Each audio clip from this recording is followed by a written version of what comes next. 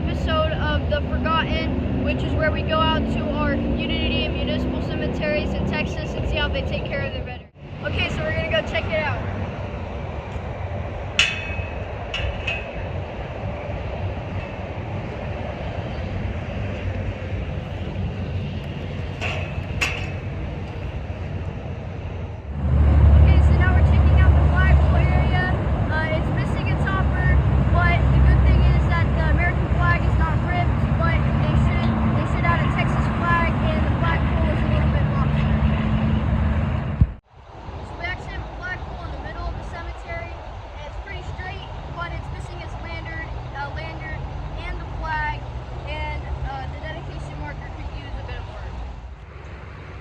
If you are in a cemetery and if you come across something like this, then it means that it's a Texas historic cemetery, and unfortunately it doesn't help much with funding.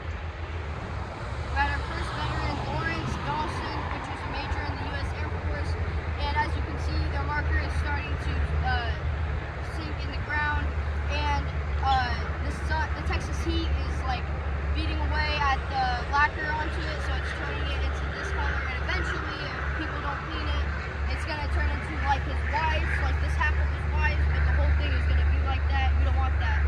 So hopefully we're going to have permission to clean this one. So this family over here has 3 veterans, and this is our first one, Ernest Hitman, and as you can see, I don't think he's dead yet because they don't have all the information filled out, but as you can see, it's already chipping away at the corners.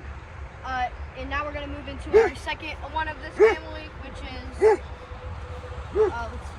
see, it is Martin Hitman, and he is, his marker is getting very tarnished, and weeds are growing on the side, and it looks like it's going to sink in that way. And now we're going to move into our third veteran, which is George Hitman, and his is pretty much sunk in the ground. We're definitely going to have to reset this one when we get permission, and the letters are getting tarnished quite a bit, and that is it for this family. This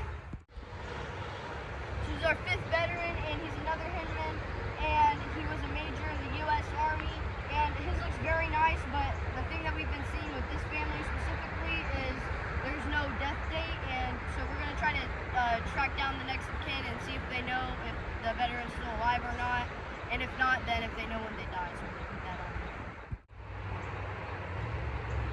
So this is Alfred Schneeler, and he was a sergeant, and he is not so good in comparison to the other one that we just saw. And if you're one of those nonprofits that likes to mark the veterans' graves, if you put these little stickers up there, it's going to ruin the marker over time. It's just going to melt onto there, and it's just gonna ruin how the marker looks. So please don't put those stickers on the markers. So this is our next veteran, and this is actually an older version of the marker. And as you can see, it's starting to chip, and it is definitely very weathered. It's gonna take a really long time for us to clean this, but I'm pretty sure we'd be able to do it. So this is our next veteran, Andrew Schwab, and he was a Civil War veteran. He died at age 20, and it could use quite a bit of work actually, but it looks fine in some areas. But once again, with these stickers, I do not know who's putting them up, but if you're a nonprofit that puts them up, you should just probably not put them up because there's a big marker that tells them that they are a veteran. But if you do, please, if you still decide to, please put them not on the face of the marker or on like a slab that's underneath the marker or something like that. So this is our next veteran, Philip Schaefer, and he was a captain in the Confederate Army, and this is a good example of one of them where the lacquer just got destroyed by the sun, and it turned that like a bright brown color, and we do not want them to end up like this. So this is our next veteran. His name is George Gold, and he was a first-class private, and this is one of the newer granite markers, and it could use a little bit of cleaning, but other than that, it's pretty good. And once again, with these stickers, I don't know who's putting it up, but it could actually damage the marker, so at least put it on like the cement under it or like on the side of it so it doesn't damage the face of it. And most of the time it's not the families putting these up, it's the like nonprofits. It doesn't make sense because there's just a big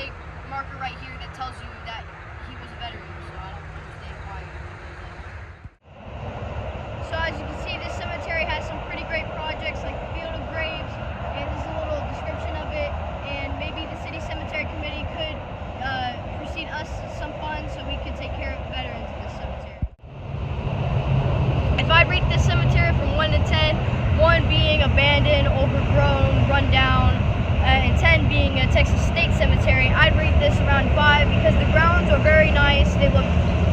They're very good. But the veterans, the markers, they don't look as good as they can, and most of them are pretty tarnished, or there's just dirt, all over them. And then there's some that are sunk. So that's why I rate this a 5 out of 10.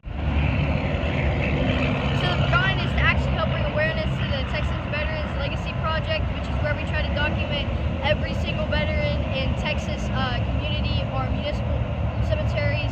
And we do not have permission from the cemetery to go out and clean yet, but we're hoping to get permission. And if y'all want to help us, because we're going to need funds and volunteers to come clean the cemetery. So if y'all want to volunteer, then just sign up at www.remember4veterans.com, and I'll see you in the next episode of The Forgotten.